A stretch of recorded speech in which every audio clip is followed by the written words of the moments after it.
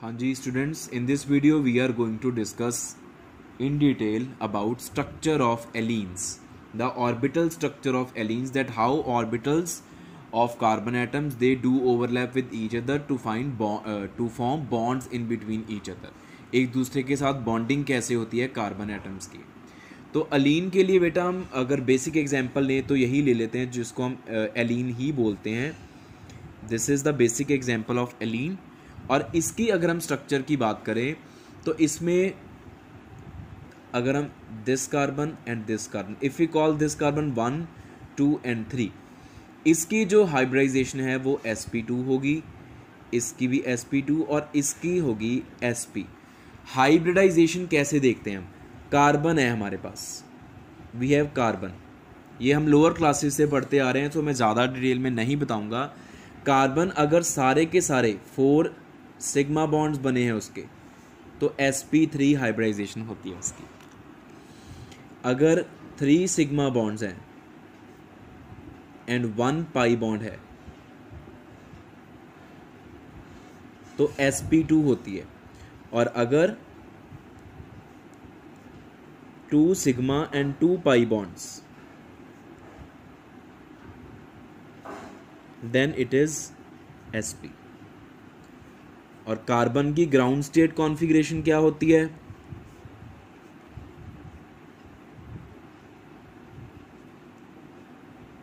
It is 2s2 2p2, otherwise it is 1s2 2s2 2p2. तो 2 electron इसमें हैं और 2 इसमें हैं. तो कार्बन के पास 2 अनपेयर्ड इलेक्ट्रॉन्स है, लेकिन क्योंकि कार्बन हमेशा 4 बॉन्ड्स की फॉर्मेशन करता है तो कार्बन की एक्साइटेड स्टेट भी हम ज़रूर लिखते हैं ताकि उसके पास 4 इलेक्ट्रॉन्स आ जाएं अनपेयर्ड. इस तरह से 2s1 2p3. This is excited state, carbon having 4 unpaired electron, it is ready to form 4 bonds. तो अभी डिपेंड करेगा कि उसने किस तरह के बॉन्ड्स बनाने हैं, क्योंकि ऑर्बिटल कौन से हाइब्रिडाइजेशन शो करते हैं. जिन्होंने सिग्मा बॉन्ड बनाना हो, जिन्होंने पाई बॉन्ड बनाना हो, वो हमेशा अनहाइब्रिडाइज्ड ऑर्बिटल्स ही रहते हैं. तो अगर हम बात करें C1 एंड C3 की, तो C1 एंड C3 की sp2 हाइब्रिडाइजेशन होगी क्योंकि उनके पास 3 सिग्मा और 1 पाई बॉन्ड है. This one is pi, this one is sigma, this one is pi, this one is sigma. लेकिन अगर आप सेकेंड कार्बन की बात करो, उसके पास 2 सिग्मा 2 पाई हैं, तो इसलिए उसकी sp हाइब्रिडाइजेशन है. तो C1 and C2, C1 and C3 will have 3 sp2 hybrid orbitals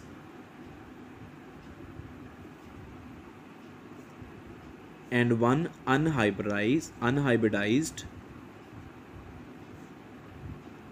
p orbital. Why so? For pi bonding. ठीक है. C1 will have px unhybrid orbital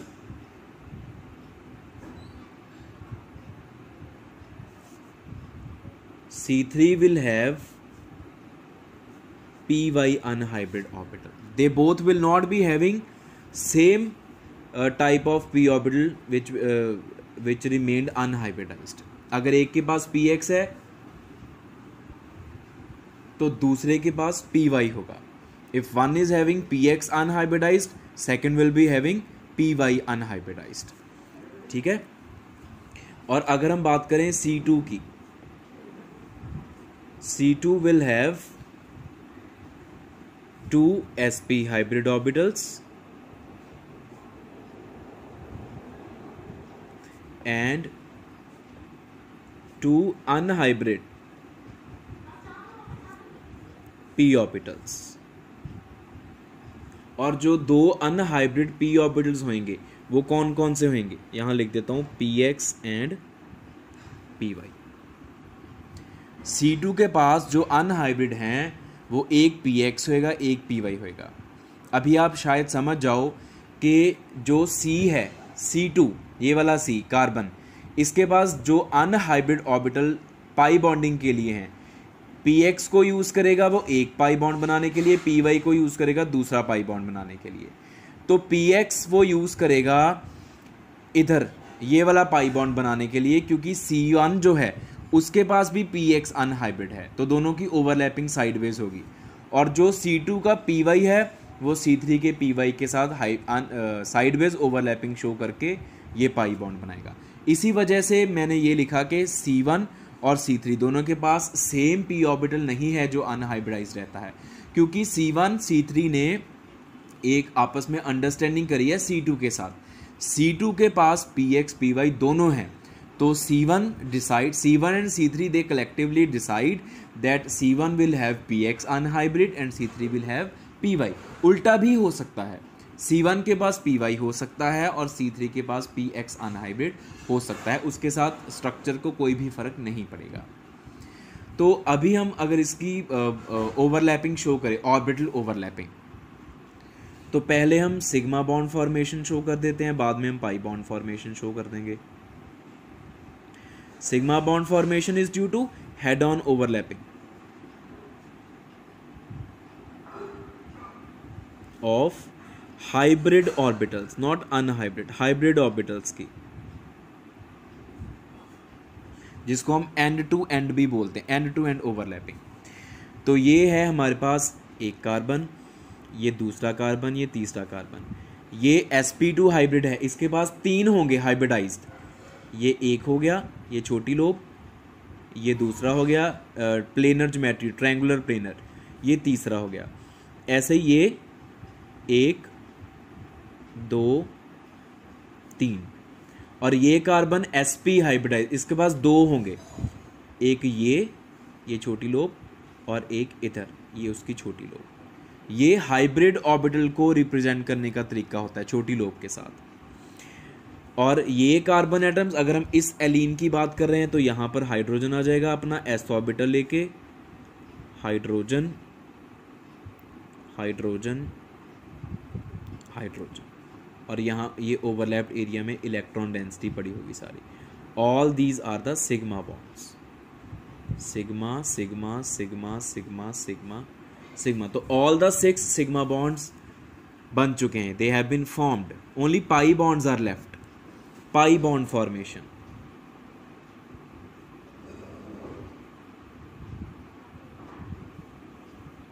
अभी एक चीज मैं आपको यहां बता देता हूं, फिर बाद में ड्रॉ भी करके दिखाऊंगा। ये 3 बॉन्ड्स प्लेनर है, this bond this bond this bond, they are planar, this bond this bond this bond they are also planar, ठीक है।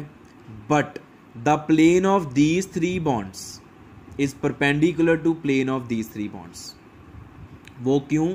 क्योंकि इसका px ओवरलैप करेंगे, इसका py ओवरलैप करेंगे, उसकी वजह से since px is perpendicular to py तो प्लेन चेंज हो जाएगा, there will be rotation of the plane and these 2 planes will be perpendicular to each other। तो अगर हम ये वाला CH बॉन्ड ये वाला CH बॉन्ड इस पेपर के प्लेन में ड्रॉ करते हैं, तो ये CH बॉन्ड हम above the plane of this paper draw करेंगे, ये CH bond below the plane of this paper draw करेंगे। मैं आपको क्या बोल रहा हूँ कि अगर हम नंबरिंग कर दें, ये 1 है, ये 2 है, ये 3 है, ये 4 है, the plane of bond between, ये C3 है ना, C3H3 C3H4, the plane of bond between C3H3 C3H4 is perpendicular to the plane of C1H1 C1H2। This I am telling you, ये मैं ड्रॉ करके बताऊंगा आपको। तो पहले हम पाई बॉन्ड की फॉर्मेशन कर ले, ये C C C, ये इनका सिग्मा बॉन्ड हो गया, ये H ड्रॉ कर दिया हमने, ये हमने लाइन ड्रॉ करी, इसका मतलब होता है प्लेन ऑफ दिस पेपर। इसको हम ड्रॉ करते हैं ऐसे, out of plane,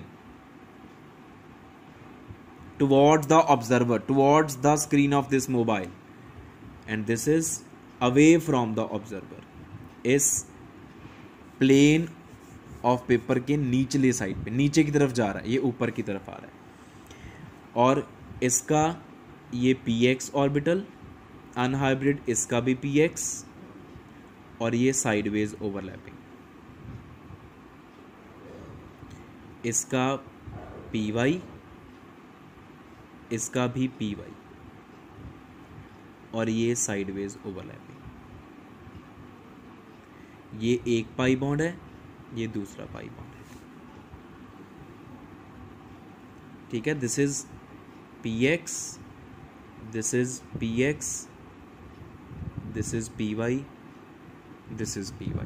So these are the sideways overlappings showing px overlapping, py overlapping, forming pi px bond and pi py bond. तो ये पाई बॉन्ड की फॉर्मेशन है। अभी ये बॉन्ड्स को हमने ऐसा क्यों ड्रॉ करा, मैंने अभी आपको बताया, ठीक है। हम इसको एक और तरीके से ड्रॉ कर सकते हैं। See, this is one carbon, this is second carbon, this is the third carbon.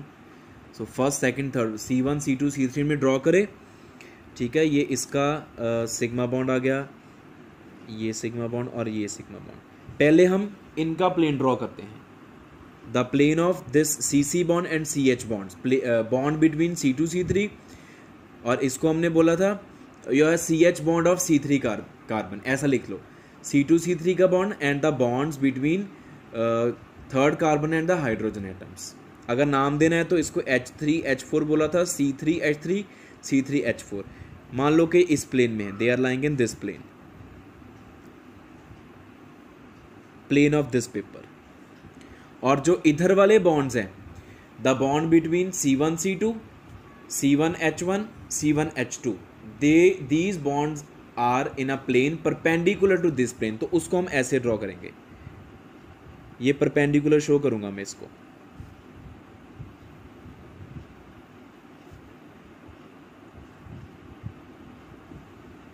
C this plane looks perpendicular to this plane, और इसमें आप हाइड्रोजन्स अभी ड्रॉ कर दो इस तरह से।